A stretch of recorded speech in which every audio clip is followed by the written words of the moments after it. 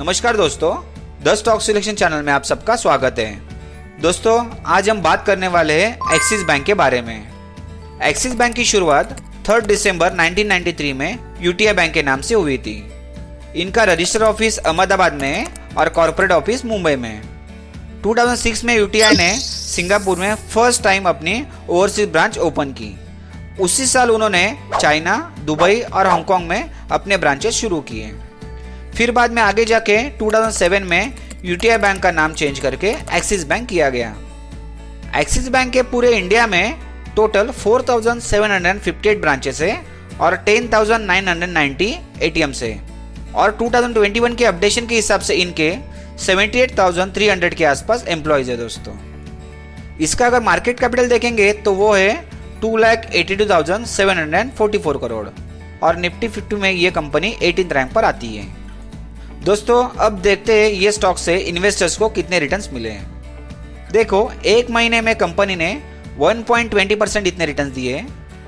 एक साल में कंपनी ने 27.78% के रिटर्न्स दिए।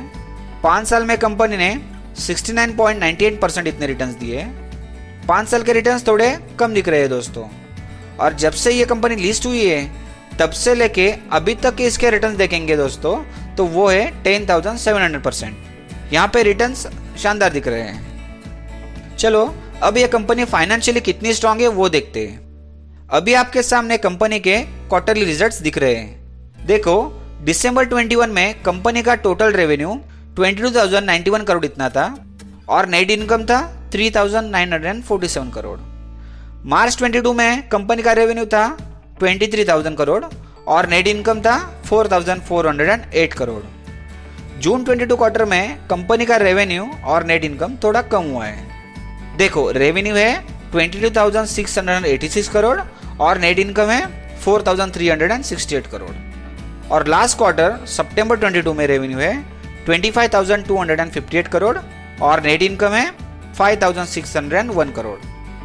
दोस्तों देखो, सिर्फ जून 22 क्वार्टर में कंपनी का परफॉर्मेंस थोड़ा वीक दिखा है। बाकी ओवरऑल अगर देखोगे तो कंपनी के क्वार्टरली रिजल्ट्स अच्छे खासे आए हैं। चलो, अब कंपनी का ईयरली स्टेटमेंट देखते हैं। देखो, 2019 में कंपनी का टोटल रेवेन्यू था 70,232 करोड़ और नेट इनकम था 5,038 करोड़। 2020 में कंपनी का रेवेन्यू थोड़ा बढ़ा है। देखो, 80,057 करोड़ इतना हुआ है, लेकिन नेट इनकम जनरेट करने में असफल रही है कंपनी। देखो, नेट इनकम है 1,853 करोड़। बाद में 2021 में कंपनी का रेवेन्यू थोड़ा कम हुआ है कंपेयर टू प्रीवियस ईयर। देखो, रेवेन्यू है 77,974 करोड़ और नेट इनकम है 7,195 करोड़। और लास्ट ईयर मतलब 2022 में कंपनी ने अच्छी खासी ग्रोथ दिखाई है। देखो, रेवेन्यू बढ़ते हुए हो गया है 86,114 करोड़ और नेट इनकम हुआ है 14,119 करोड़। ओवरऑल अगर देखा जाए तो दोस्तों कंपनी के परफॉर्मेंस में कंसिस्टेंसी नहीं है। चलो, कंपनी के पास कैश फ्लो कितना है वो देखते हैं। दोस्तों, कंपनी के पास जितना ज़्यादा कैश होता है उतना कंपनी के लिए अच्छा होता है। देखो, 2019 में कंपनी के पास 36,244 करोड़ इतना कैश रिजर्व था। 2020 में 29,311 करोड़, 2021 में 11,694 करोड़ और लास्ट ईयर 2022 में वो है 26,728 करोड़। दोस्तों, यहाँ पे कंपनी के पास कैश रिजर्व तो अच्छा खासा है।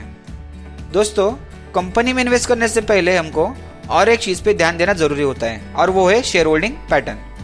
इससे हमको ये पता चलता है कि बड़े निवेशकों का ये कंपनी के प्रति कितना विश्वास है।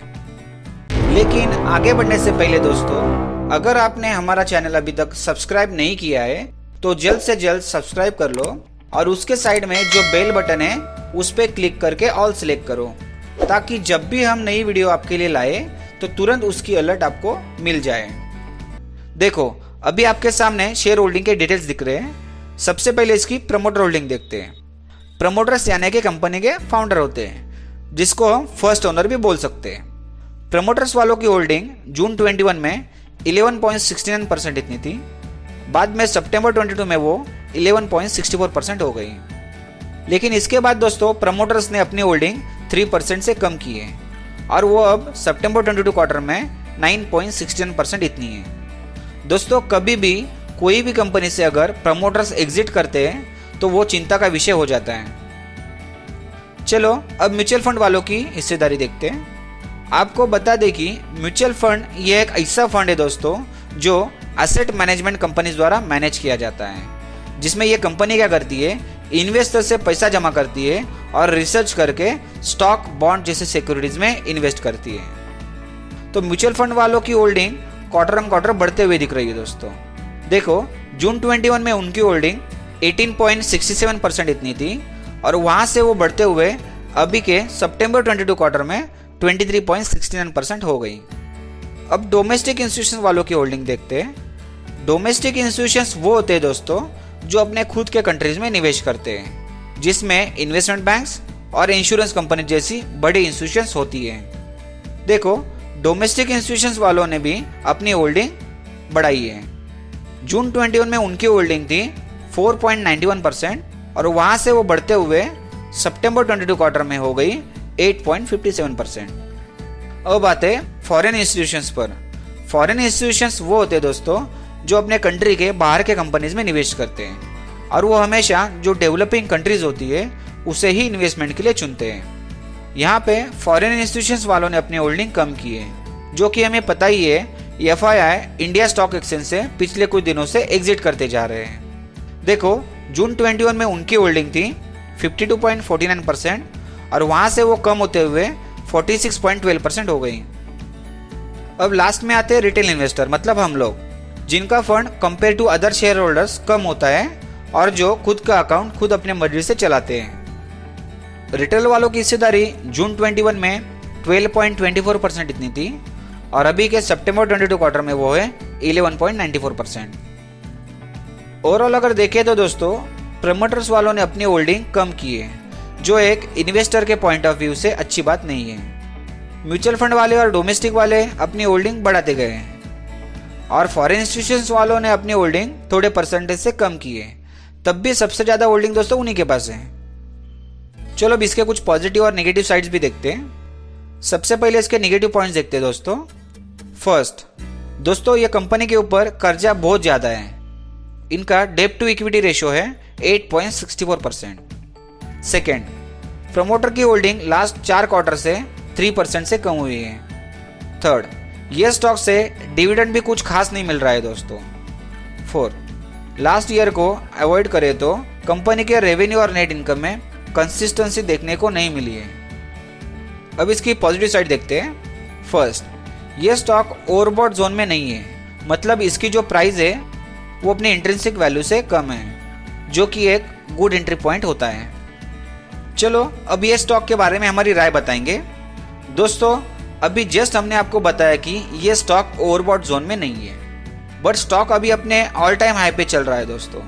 देखो यहाँ मैंने वीकली चार्ट ओपन किया है, जहाँ आप देख सकते हो यहाँ इसी मंथ 2 जनवरी में इसने 970 के लेवल पे अपना ऑल टाइम हाई बनाया है। स्टॉक में अभी अपर सर्किट जरूर लगा है दोस्तों, बट बाकी फंडामेंटल्स अगर देखें तो इतने स्ट्रांग नहीं दिख रहे हैं। ऊपर से लास्ट कुछ क्वार्टर से प्रमोटर्स ने अपना स्टेक 3% से कम किया है। तो ओवरऑल देखते हुए दोस्तों हम ये स्टॉक में अभी जाने के लिए आपको सलाह नहीं देंगे। अगर आपको अच्छे रिटर्न देने वाले स्टॉक जानने हैं जो फंडामेंटली स्ट्रांग है, जो लंबी अवधि तक मार्केट में टिके रह सकते हैं, तो हमने निफ्टी 50 की सीरीज बनाई है। आप हमारे प्लेलिस्ट में जाके दोस्तों वो देख सकते हो और उसकी लिंक आपको ऊपर आई बटन पे भी मिल जाएगी।